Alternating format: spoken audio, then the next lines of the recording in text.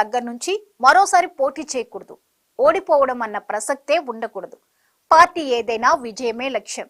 ఇదే ఫార్ములాతో ప్రతిసారి సక్సెస్ అవుతున్నారు మాజీ మంత్రి గంటా శ్రీనివాసరావు. విశాఖ నార్త్ ఎమ్మెల్యేగా ఇటీవలే మాజీ అయిన గంటా ఈసారి భీమిలిపై కన్నేసి టికెట్ దక్కించుకున్నారు. అక్కడ వైసీపీ ఎమ్మెల్యేగా ఉన్న తన రాజకీయ శిష్యుడు మాజీ మంత్రి అవంతి శ్రీనివాస్ తో పోటీకి సిద్ధమయ్యారు. గంటా రెండోసారి భీమిలి వైపు చూడడం అవంతికి చెక్ పెట్టడం కోసమే అంటున్నారు.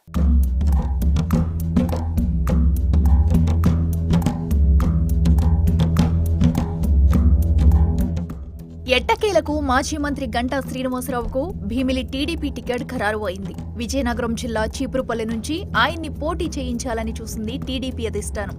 అయితే చీపురుపల్లి నుంచి పోటీకి ఇష్టపడిన గంటా భీమిలి టికెట్ కోసం పట్టుబడుతూ వచ్చారు.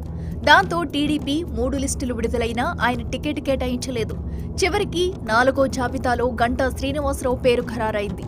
భీమిలి నుంచి రెండోసారి పోటీ చేయడానికి గంటా రెడీ అయ్యారు. గత ఎన్నికల్లో విశాఖ నార్త్ నుంచి ఎమ్మెల్యేగా గెలిచిన గంటా శ్రీనివాసరావు ఇటీవలే మాజీ అయ్యారు.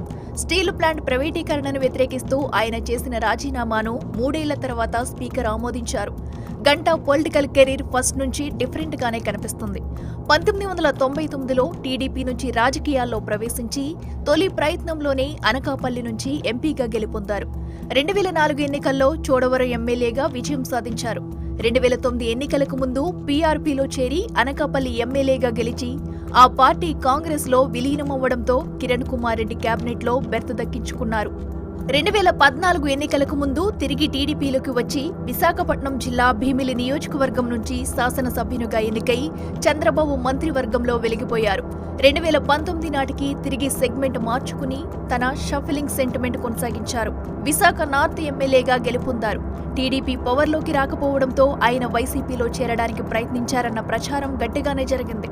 అయితే దానికి విజయసాయిరెడ్డి, మాజీ మంత్రి అవంతి శ్రీనివాసులు అడ్డం పడ్డారంటారు.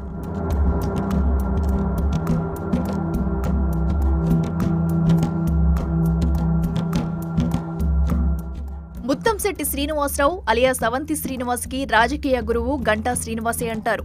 2009లో అవంతి శ్రీనివాస్ కు పీఆర్పీ టికెట్ దక్కేలా చేసి పొలిటికల్ లైఫ్ ఇచ్చారు గంటా. తర్వాత ఆ గురు శిష్యుల 2014 నాటికి టీడీపీలోకి వచ్చారు. గంటా తాను భీమిలి నుంచి పోటీ చేసి అవంతిని అనకాపల్లి ఎంపీగా పంపించారు. గత ఎన్నికల్లో మంత్రి పదవి లెక్కలతో అవంతి టీడీపీ నుంచి అసెంబ్లీకి పోటీ చేయాలని భావించినా ఛాన్స్ లేకపోవడంతో వైసీపీలో చేరి భీమిలి నుంచి గెలిచి తన మంత్రి పదవి కల నెరవేర్చుకున్నారు. గత ఎన్నికల్లో సబ్బాహరిపై గెలిచిన అవంతికి ఈసారి భీమిలిలో పరిస్థితులు అంత అనుకూలంగా లేవని చెబుతున్నారు. సిట్టింగ్ ఎమ్మెల్యే మాజీ మంత్రి అవంతి శ్రీనివాస్ వైఖరితో వచ్చే ఎన్నికల్లో భీమిలి గెలిచే అవకాశం లేదని వైసీపీ నాయకులు, కార్యకర్తలే బహిరంగ ప్రకటనలు చేస్తున్నారు.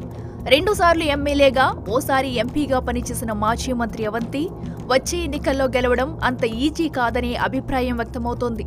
2 ఏళ్ల క్రితం జరిగిన స్థానిక సంస్థల ఎన్నికల్లో రాష్ట్ర వ్యాప్తంగా వైసీపీ హవా నడిచినా భీమిలిలో టీడీపీ మెజారిటీ సాధించడం అవంతి వైఫల్యమేనని అంటున్నారు రాజకీయ పరిశీలకులు.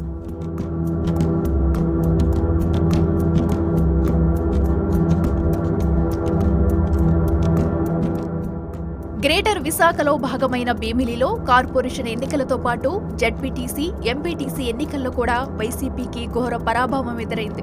సిట్టింగ్ ఎమ్మెల్యేగా అవంతి కనీస బాధ్యత తీసుకోలేదని, ఇప్పటికీ ఆ వైఫల్యాలను అధిగమించే కృషి చేయడం లేదని ఆరోపిస్తున్నారు కార్యకర్తలు. మళ్లీ అవంతికి సీటిస్తే ఓటమి తప్పదని అధిష్టానానికి హెచ్చరిస్తున్నారు. ఇలాంటి పరిస్థితుల్లో తిరిగి అవంతిపైనే నమ్మకం ఉంచారు జగన్. ఇటు చూస్తే ఆయన రాజకీయ గురువు గంటా ప్రత్యర్థిగా మారారు. మంత్రిగా అవంతి తన విషయంలో వ్యవహరించిన తీరుతో తీవ్ర ఆగ్రహంతో ఉన్నారంట గంటా. ఈసారి అవంతికి చెక్ పెట్టడం కోసమే భీమిలి నుంచి మరోసారి పోటీకి సిద్ధమయ్యారంట. భీమిలిలో ఈ గురు శిష్యుల పోరు ఆసక్తికరంగా మారింది. కాపు నేతలైన గంటా, అవంతిలు ఇద్దరూ ఇంతవరకు ఎప్పుడూ ఓడిపోలేదు. ఈసారి ప్రత్యర్థులుగా పోటీ పడుతుండటంతో ఒకరి ఓటమి కన్ఫర్మ్ అయ్యింది. మరి తమ విజయగాథను కొనసాగించేదెవరో చూడాలి.